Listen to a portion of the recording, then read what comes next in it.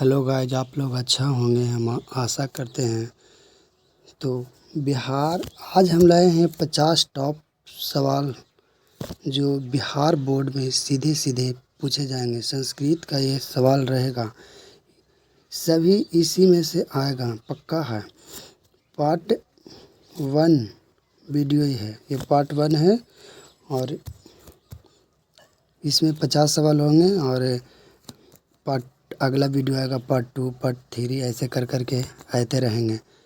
तो ये संस्कृत का इसमें ऑब्जेक्टिव प्रश्न होगा जो सीधे सीधे बिहार बोर्ड में लड़ेगा। तो ठीक है, बिना देर किए हुए हम लोग चलते हैं पहला नंबर प्रश्न पर।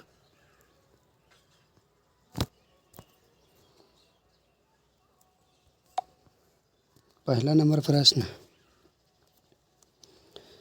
कि पच्छयति पद में कौन सी धातु है। तो पच्छयति पद में कौन सी धातु है, तो ये इसका सही जवाब होगा पच। पच्छयति में कौन सी धातु है, तो पच है। दूसरा नंबर प्रश्न देखते हैं। नदी शब्द का तृतीय विभक्ति एक वचन में रूप क्या होगा। तो नदी शब्द का तृतीय विभक्ति में पूछ रहा है, तो इसका सही जवाब होगा नदा। नदा है जो तृतीय विभक्ति एक वचन में नदी का रूप होगा। तो दूसरा नंबर प्रश्न समझ गए होंगे। तीसरा नंबर की ओर चलते हैं। अब तीसरा नंबर कि नीति श्लोक पाठ के आधार पर उत्तम शांति क्या है। तो उत्तम शांति नीति श्लोक के आधार पर है क्षमा। क्षमा है जो उत्तम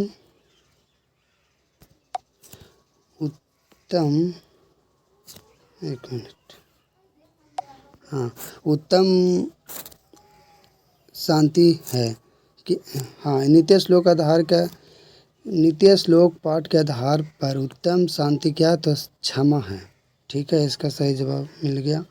तो चौथा नंबर प्रश्न की ओर चलते हैं कि चौथा नंबर कि आचार हंति रिक्त स्थानों को उचित पदों से भरें।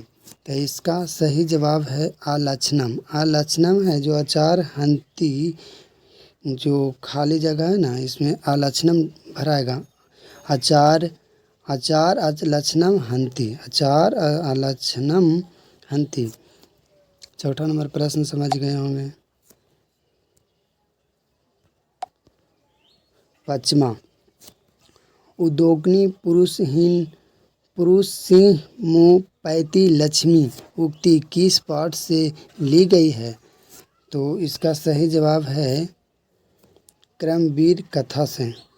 उद्योगनी पुरुष में होती लक्ष्मी उक्ति किस पाठ से ली गई है, तो क्रमवीर कथा से ली गई है। ठीक है, इसका सही जवाब। चौथा राम प्रवेश राम किसको जीवन की परम गति मानकर अध्ययन में जुट गए थे। तो राम प्रवेश राम है जो शिक्षा कर्म को मानकर राम प्रवेश राम जीवन की परम गति मानकर अध्ययन में जुट गए थे। भिकन टोला गांव के थे और इसका कहानी तो जानवे करते हैं, कर्मवीर कथा का है। तो ठीक है, 7वां नंबर प्रश्न की ओर अब चलते हैं। 7वां नंबर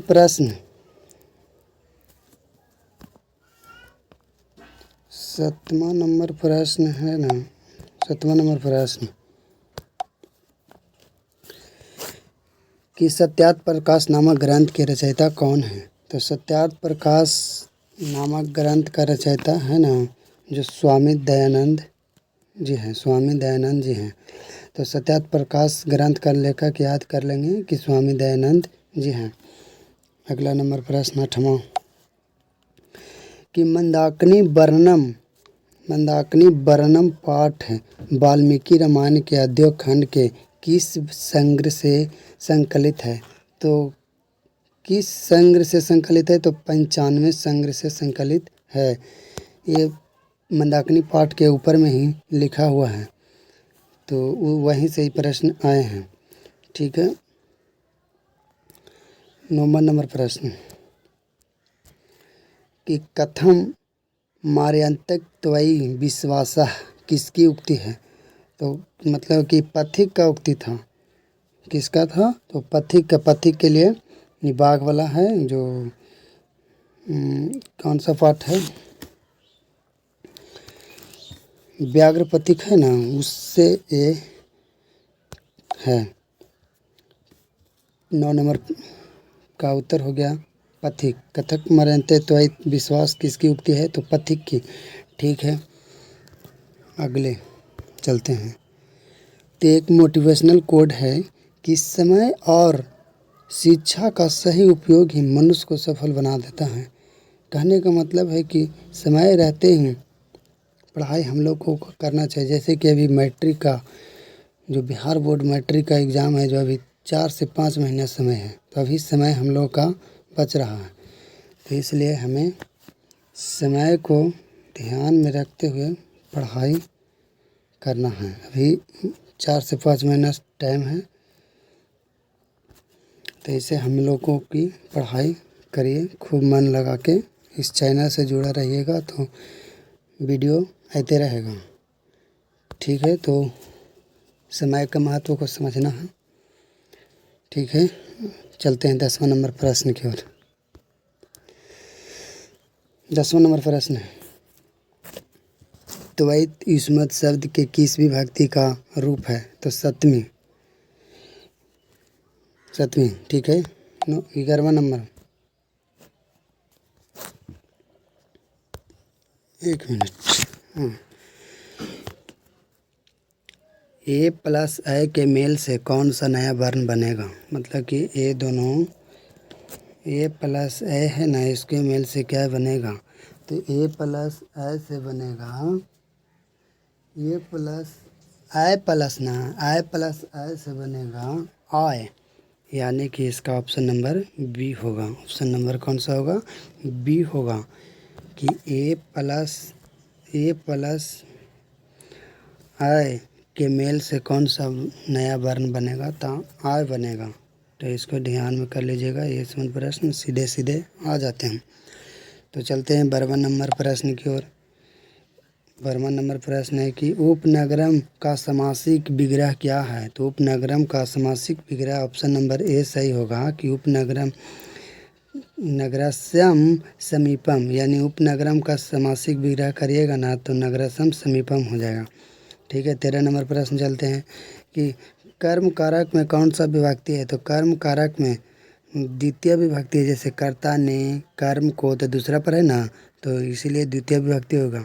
अगर विभक्ति पूछेंगे कि विभक्ति कितने हैं, तो विभक्ति 8 होते हैं। विभक्ति कितने होते हैं? 8 होते हैं।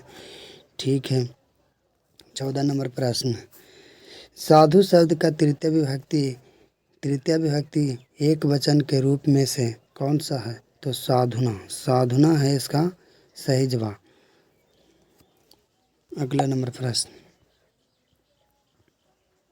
15 नंबर, राघव पद में कौन सा तद्धित प्रत्यय है? इसमें राघव पद में अन्न है ना, 1 मिनट, अन्न है ना, हाँ अन्न है ना, जो राघव पद में तद्धित प्रत्यय लगा हुआ है। ठीक है, अगला नंबर 16, शिव प्लस छाया की संधि क्या होगी? शिव प्लस छाया की पूछ रहा है कि संधि क्या होगा? तो शिव छाया, इसका संधि करिएगा ना तो शिव छाया होगा। बहुत आसान प्रश्न है। इस प्रश्न को बढ़िया से एक बार नहीं समझ में आए तो दोबारा वीडियो देख लीजिएगा, पक्का समझ में आ जाएगा। ठीक है, 17 नंबर प्रश्न को 17 नंबर प्रश्न कि विद्या का पद का संधि विच्छेद कीजिए। विद्या का मतलब कि इसका संधि विच्छेद करना, तो संधि विच्छेद इसका विद्या प्लस एका होगा। विद्या प्लस एका होगा। गति। अगला नंबर 18वां नंबर प्रश्न कि गतिरीति में कौन सी संधि है, तो गतिरीति में विसर्ग संधि है। गतिरीति में कौन सी संधि है, तो विसर्ग संधि है। किस समास का उभय पद प्रधान होता है, तो द्वंद्व समास का उभय पद प्रधान होता है। मतलब उभय का मतलब दोनों पद प्रधान होते हैं, तो दोनों पद है ना जो इसी में होते हैं, जैसे माता पिता, ऐसे हाइपन करके दिया हुआ रहता है, सॉरी, माता पिता, इस तरीक़े से दिया हुआ रहता है द्वंद्व समास में। ठीक है, 20वां नंबर पर प्रश्न चलते हैं। कर्मवीर का समासिक विग्रह क्या होगा, तो समासिक विग्रह करना है कर्मवीर का, तो कर्मवीरा का समासिक विग्रह ऑप्शन नंबर सी होगा, कर्मिणी वीरा। ठीक है, 21 नंबर प्रश्न। भक्ता पीताम्बरा नमन्ति, भक्ता पीताम्बरा नमन्ति रेखांकित पद का मतलब पीताम्बरम का पूछ रहा है, इसमें छूट गया, तो पीताम्बरम का नमन्ति रेखांकित पद का समासी के विग्रह कीजिए, तो इसका सही जवाब होगा सी, पीताम्बरम अम्बरम यस्यम तम। चलते हैं 22वां नंबर प्रश्न की ओर। 22वां नंबर प्रश्न।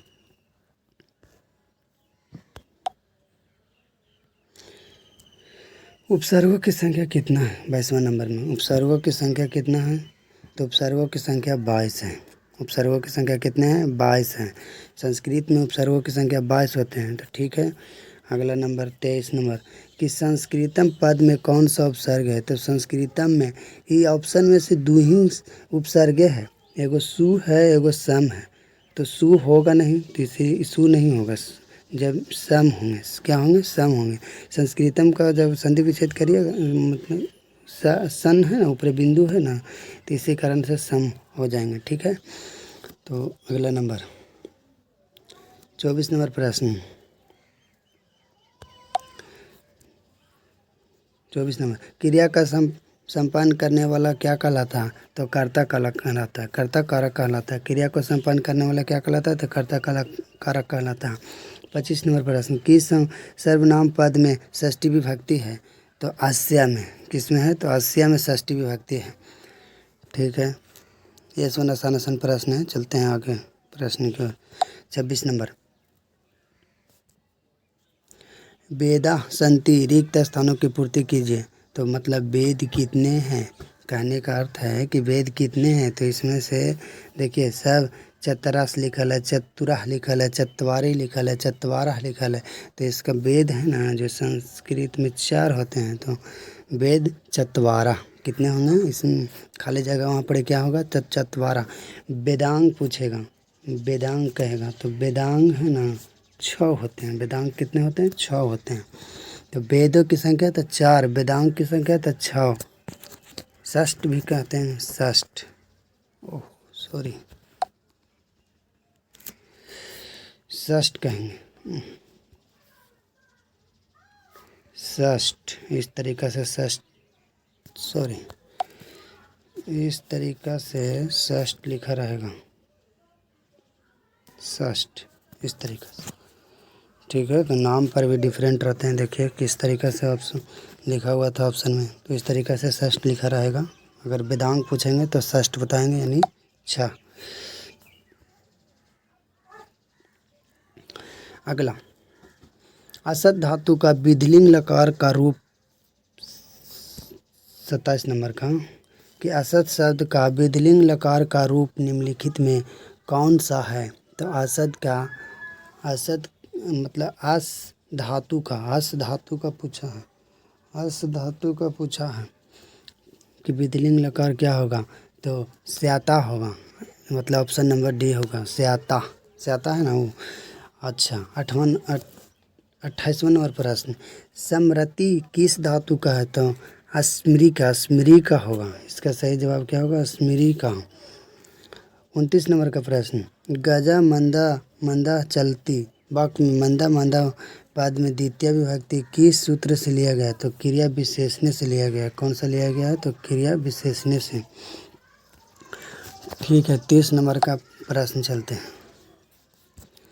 30 नंबर है एना अंग विकारा, इस सूत्र का उदाहरण निम्नलिखित में कौन सा है? एना अंग का पूछा। एना अंग मतलब कि एना अंग विकारा है ना, मतलब जैसे कर्तरी द्वितीया तृत ऐसे करके रहता है ना, वो कारक से, तो वहीं से है। तो एनांग विकार मतलब जिससे विकार का उत्पन्न होगा ना, उसमें विकार का उत्पन्न जिससे होगा एनांग विकार। यानी एनांग विकार तृतीया विभक्ति में होते हैं। किस में होते हैं? तृतीया में। एनांग विकार तृतीया, विकार का बोध होना, जैसे कि वो आँख से अंधा है, पैर से लंगड़ा है, इस तरह का कहते। देखिए ऑप्शन नंबर सी में देखिए कि रामा अचना काना अस्ति। रामा, ऑप्शन नंबर सी में है कि रामा अचना काना अस्ति। कहने का मतलब कि राम कान से क्या है? कान से बहरा है। कहने का मतलब हो गया कान से विकार उत्पन्न हो रहा। तो एनांग भी विकार है। ये सब ये हो गए। ऑप्शन नंबर सी इसका सही जवाब होगा 30 का।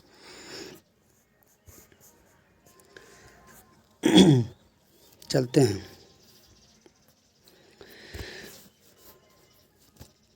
31 नंबर प्रश्न। पठनम में कौन सा प्रत्यय है? तो ल्यूट प्रत्यय है। कौन सा प्रत्यय है? ल्यूट प्रत्यय। 32 नंबर, ये प्रत्यय से है। अगर कहिएगा तो प्रत्यय का वीडियो हम बनाकर डाल देंगे। तो अगर प्रत्यय का वीडियो चाहिए तो कमेंट बॉक्स में कमेंट करके बताइए, ठीक है। 32 नंबर का प्रश्न, तरप प्रत्यय किस पद में है? तरप प्रत्यय किस पद में है? तो तरप का मतलब, तरप है ना, प्रत्यय है तरप, तो इसका जुटेगा जाके तारा। तारा जुटेगा। संस्कृत में क्या जुटेगा? तारा जुटेगा। तो देखिए लघु तारा, यानी कि ऑप्शन नंबर ए इसका सही जवाब होगा। अगला नंबर 33 है।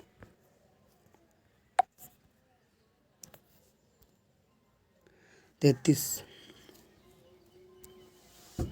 वीरेश्वर कैसा मंत्री था? तो दयालु और दयावान था। वीरेश्वर कैसा मंत्री था? दयालु और दान भी किया करता था। वीरेश्वर कहाँ का मंत्री था? तो मिथिला का मंत्री था। कहाँ का था? मिथिला का वीरेश्वर।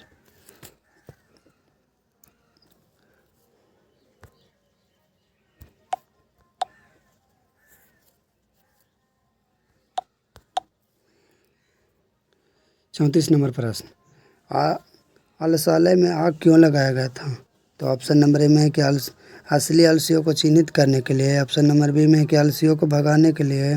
ऑप्शन नंबर सी में है कि अलसियों को जगाने के लिए। ऑप्शन नंबर डी में है कि अलसालय का खर्च कम करने के लिए। तो ये सबन कोई नहीं होंगे।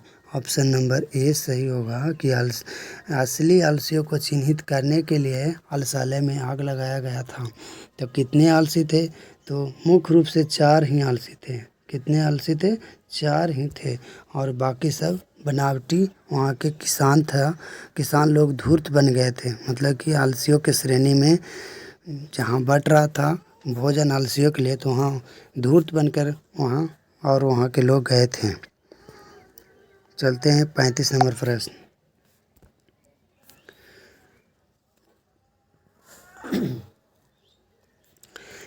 संस्कृत साहित्य, एक मिनट, संस्कृत साहित्य कैसा है? तो विपुल है। संस्कृत साहित्य क्या है? तो विपुल है। बहुत वेरी वेरी इम्पोर्टेंट प्रश्न है। वेरी वेरी इम्पोर्टेंट प्रश्न है, ध्यान करिएगा कि संस्कृत साहित्य कैसा है? तो विपुल है।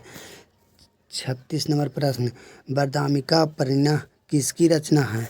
तो तिरुअम्बला का, यानी ऑप्शन नंबर डी का, तिरुअम्बला का, ठीक है। अब चलते हैं 37 नंबर प्रश्न, अहो महेशा किमकारी स्मृतिहीना पादा किस पुराण से संकलित है? मतलब आहो अमीसम किमकारी, तो कहाँ से लिया गया था? मतलब किस पुराण से लिया गया था? विष्णु पुराण, भागवत पुराण, नारद पुराण, कूर्म पुराण। तो इसका सही जवाब है भागवत पुराण से अहो महिषा किमकारी लिया गया था। 38 नंबर प्रश्न, भारतीय धारा कैसी है तो विशाल है। भारतीय धारा कैसी है तो विशाल है। ठीक है। 39 नंबर प्रश्न कि मनोहरा प्लस टॉप से कौन सा पद बनेगा। तो मनोहर प्लस टॉप से कौन सा शब्द बनेगा तो मनोहरा। कैसे कौन सा शब्द बनेगा तो मनोहरा बनेगा। मतलब टॉप स्त्री प्रत्यय है। टॉप डाप चाप एस1 होते हैं ना, उससे दिया गया है टॉप। तो टॉप यानी कि छुटेगा ना मनोहर में टॉप, तो मनोहरा हो जाएगा। ठीक है। 40 नंबर का प्रश्न चलते हैं। दृश्य धातु के ल्यूट लकार का रूप निम्न में से कौन सा है। तो दृश्यति। इसका सही जवाब क्या है दृश्यति। बहुत सारा प्रश्न इसलिए जल्दी जल्दी पढ़ा रहे हैं। ठीक है। 40 प्रश्न हो गए, 10 प्रश्न और बच रहे हैं। ठीक है, चलते हैं 41 नंबर प्रश्न की ओर। गतम में कौन सा प्रत्यय है। गतम में कौन सा प्रत्यय है तो कत लगा हुआ है। कौन सा प्रत्यय लगा हुआ है कत। ऑप्शन 42 में चलते हैं। लेयम प्रत्ययंत अव्यय निम्न में से कौन सा है। लेय प्रत्ययन अव्यय निम्न में कौन सा है बताइए कौन सा होगा जो। तो इसका सही जवाब होगा उपगमन। गमय उपगमय ऑप्शन नंबर सी में होगा उपगमय। लयम प्रत्ययंत अव्यय निम्न में कौन सा है तो उपगमय। उपगमय इसका सही जवाब है, याद कर लेना। थोड़ा सा होता है दिक्कत। ठीक है। अब 43 राजना शब्द का स्त्रीलिंग रूप निम्न में से कौन सा है। तो राजन का पूछ रहा है स्त्रीलिंग पर निम्न में से कौन सा स्त्रीलिंग राजन का। तो राजन का स्त्रीलिंग रागी होगा। राजन का रागी होगा। ठीक है। 44 नर्तकी में कौन सा स्त्री प्रत्यय है। तो उड़ीस प्रत्यय है। कौन सा प्रत्यय है उड़ीस प्रत्यय है। सभी सब प्रत्यय है स्त्री प्रत्यय है। 45 नंबर का जनता पद किस तद्धित प्रत्यय से बना है। पूछ रहा है कि जनता पद किस तद्धित प्रत्यय से बना है। तो इसका सही जवाब तल होगा। 46 नंबर का विरह भवंती रिक्त स्थान की पूर्ति उचित विशेषण से करें तो धैर्यवंत होगा। इसका सही जवाब क्या होगा धैर्यवंत। 47 नंबर का मध्यकाले पाटलिपुत्र वर्षम जिनार्थम भूर रेखातीत का पद का भूत मध्यकाले पाटलिपुत्र वर्ष परिमिति जीनातम्ब भूत रेखांकिक मतलब इसके पूछ रहे हैं कि पद का निर्माण प्रश्न निर्माण निम्न में से कौन सा है। तो प्रश्न निर्माण करना है कि पद मतलब क्या वहाँ पर मध्यकाले की जगह क्या लिखें। कुत्र लिखें, कदा लिखें, कीदृष्टि लिखें, किम लिखें। तो क्या लिखें तो इसका वहाँ पर एक कदा लिखना है। क्या लिखना है कदा लिखेंगे ना। कदा मैंने कब पाटलिपुत्र का वर्ष परिमिति जीवनार्थम पूर्व भूत होगा। कब कदा मतलब कब होता है। ठीक है। 48 नंबर का ग्रामों से महानगरम भविष्यति किंतु कलह अग्निदाह जलपूर्वम च भवते सर्वदा कंत भविष्यति या किनकी उक्ति थी। मतलब कि कौन ये भविष्यवाणी करके गए थे कि आने वाले समय में 48 नंबर में कि आने वाले समय में कि पटना पाटलिपुत्र है कि आगे आने वाले समय में महानगर हो जाएगा ये। और कला और अग्निदायस मतलब कि कला से घिरा रहेगा, अग्नि से भी घिरा रहेगा और जल से भी घिरा रहेगा। ये सब होंगे। ये भविष्यवाणी भगवान बुद्ध ने कहे थे। 29 नंबर का प्रश्न 29 नंबर का नहीं 49 नंबर का प्रश्न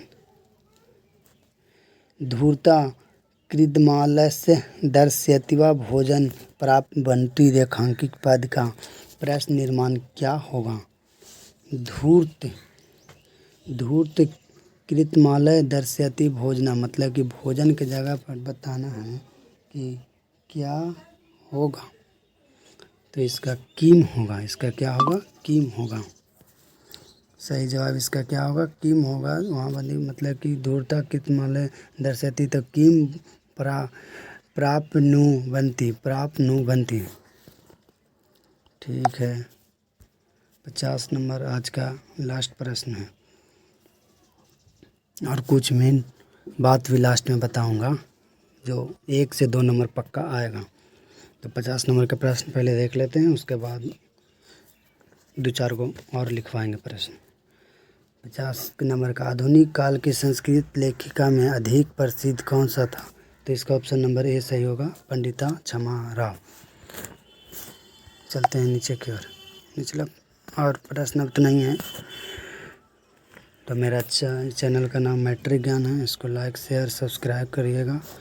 अगर वीडियो अच्छा लगे तो ज़रूर लाइक करिएगा। तो ठीक है, कुछ बताते हैं बात।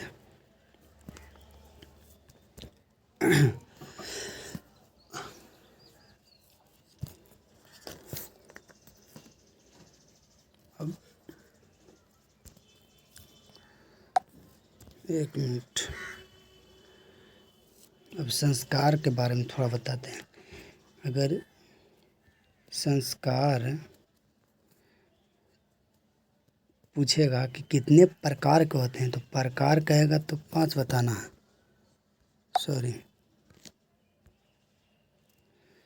संस्कार का प्रकार कितने होंगे?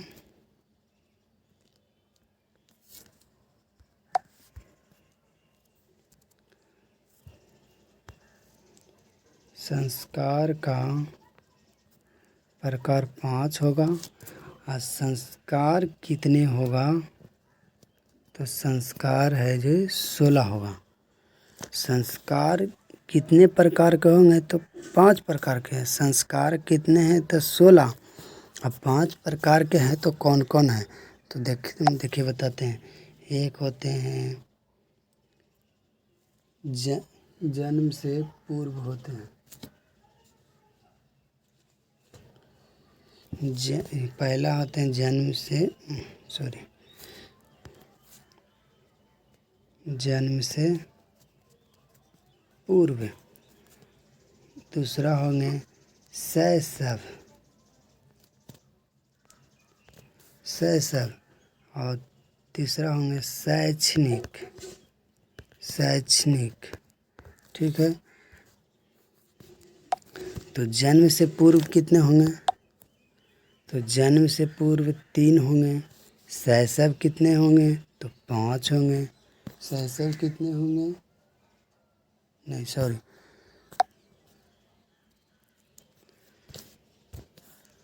शैशव होंगे ना, शैशव होंगे जो 6 होंगे। कितना होंगे? शैशव 6 होंगे। और शैक्षणिक होंगे ना, शैक्षणिक जो 5 होंगे। और शैक्षणिक होंगे 5 होंगे। विवाह 1 बच गया, 2 ना बच गया अभी। तो विवाह होंगे जो 1, और जन्मोपरांत होंगे, मरणोपरांत होंगे।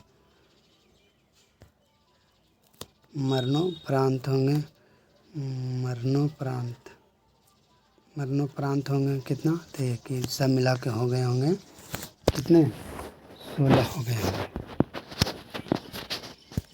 आज के लिए इतने, धन्यवाद।